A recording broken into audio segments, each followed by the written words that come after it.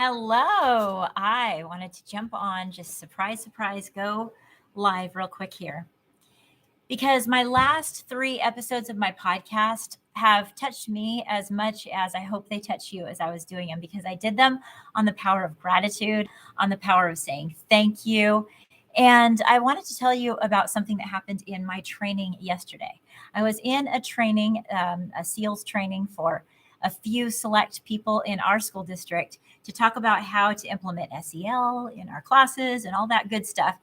And my friend sitting next to me, she's a teacher, and she says, my father grew up with a culture and with his family where he never said, I love you. He never had his parents say, I love you. And I think the custodian's going to come in a minute. And she said that he completely changed that in the life of his kids. She said that he decided that was going to be a value that they were going to hold. And he began with his family when they were just born to say, I love you each and every time he saw them, each and every time he said goodbye. And he continued that. Now, these kids grew up never having any recollection or thought of what it might even be like, but they knew that it meant something. There was no hidden thing where, oh, it doesn't mean anything because he says it all the time, because he made sure that they knew that this is something that you do because you care. Now, he didn't have to do that, but he recognized that was a gap in his life. Now, she was talking about how he's passed on and he has never given a better gift to their family than the gift of the legacy that they continue on with their family of saying, I love you at each phone call, at each gathering, now that they're raised even. Now, the lady sitting next to her was like, that is so foreign to me. We've never done that. We show caring, we know we love each other, but we just don't say those kind of things. I want to offer to you guys, why don't we do this type of thing more often? And it made me think of saying thank you. I feel like we always kind of tell our kids, oh, say thank you every time they get a gift, or we just kind of throw it out there as something they should do. But do we spend time helping our kids really cultivate that so it can be a thing in their life that's so normal that they carry it on in their life and they don't know the difference? It's not just saying a word, it's because they actually are thankful. They actually are grateful. We learned in our class, and I've already taught to you guys many times before, how gratitude is not only contagious, but it's also teachable. We can teach people exactly the steps that it takes to be more gracious, be more gratitude, have more gratitude in our life, be in a place where we actually feel that gratitude. We're not just saying the words.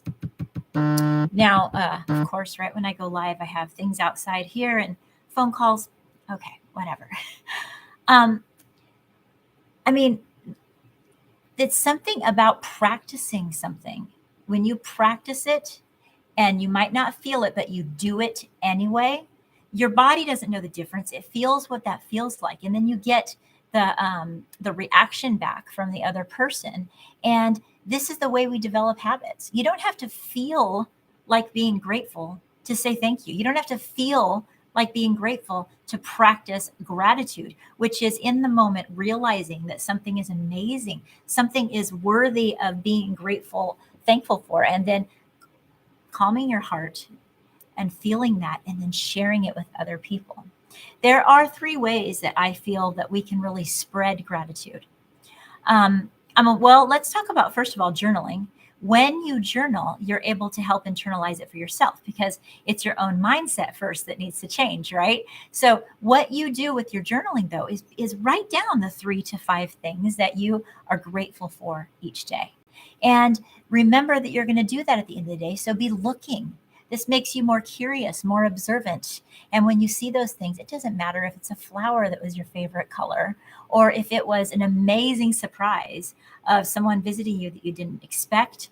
Whatever it is, you write it down as something you're grateful for. You can even write down that you're grateful for the things that aren't so good because it's teaching you a lesson, because you know it's helping you develop the skills you need in your life to have more compassion, more caring, and more composure.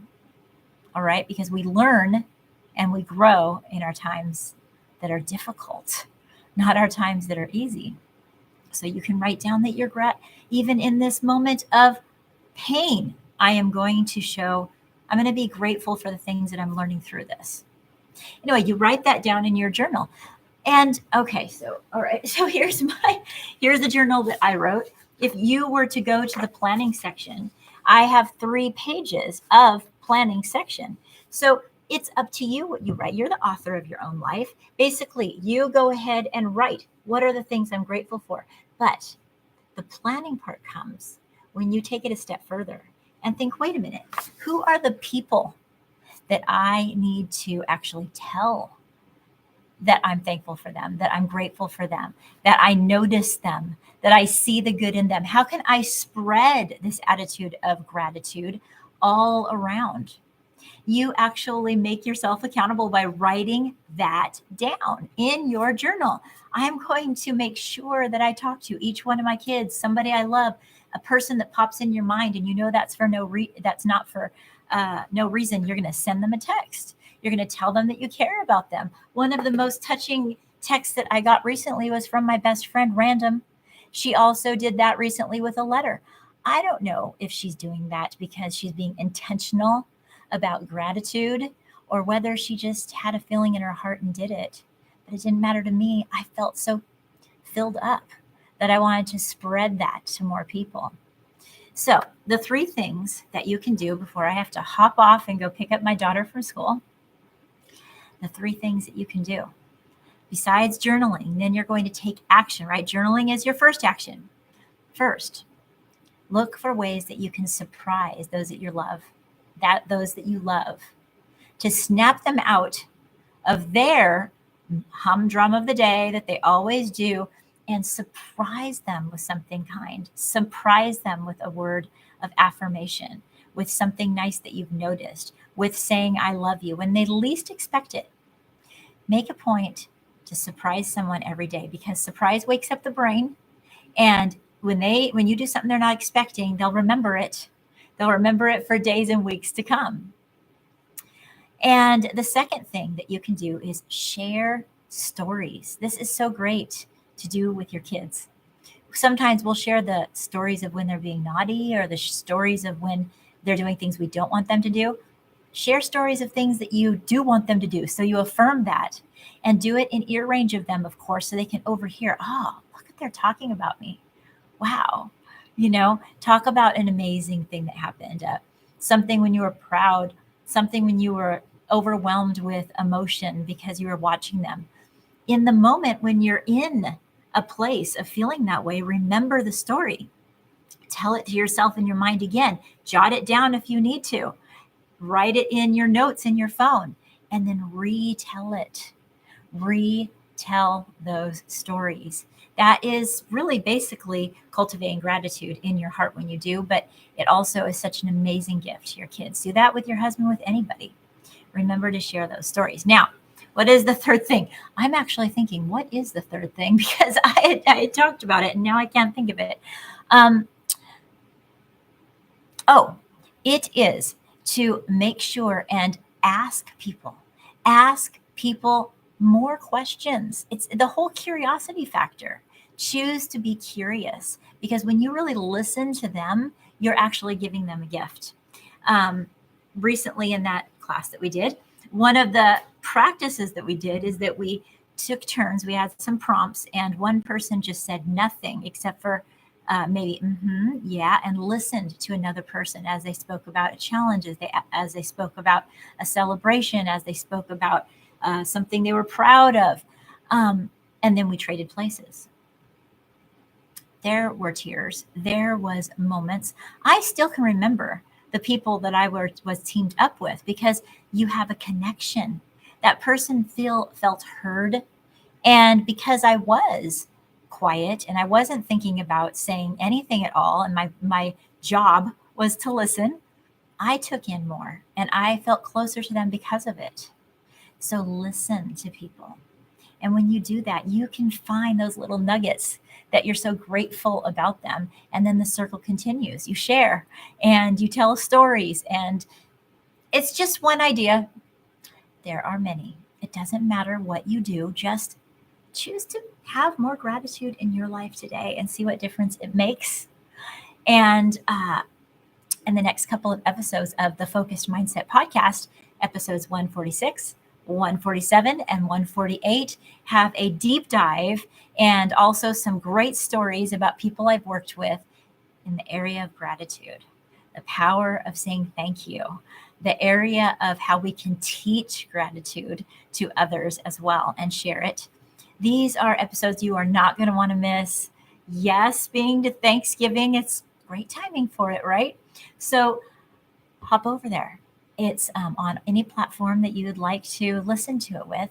Put on those headphones and listen to the Focused Mindset podcast.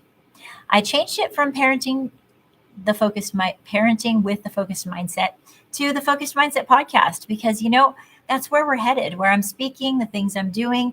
It is about family life, but it's about how to have a more focused mindset in order to have a stronger family life and really more rewarding.